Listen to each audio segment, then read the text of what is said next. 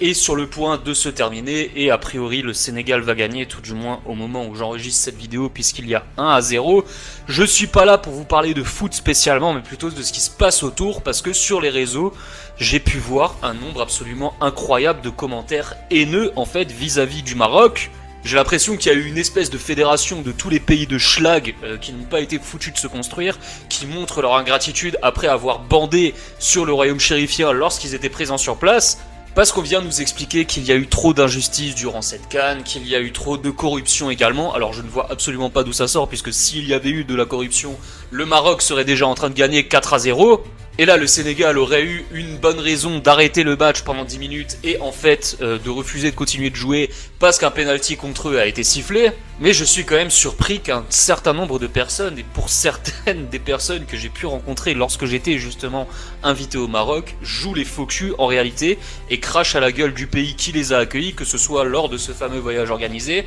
ou durant la CAN. Mais quoi qu'il en soit, c'est très bien, parce que ça a montré au monde que le Maroc s'est développé à une vitesse grand V, ça a montré au monde que le Maroc est capable d'organiser ce type d'événement, en particulier en vue du mondial de 2030, et malgré toutes les tentatives de déstabilisation et tous les ingrats qui crachent à la gueule de cette coupe, force est de constater que, justement, tout s'est relativement bien passé, que ce soit au niveau de l'accueil, de la sécurité, des matchs, etc.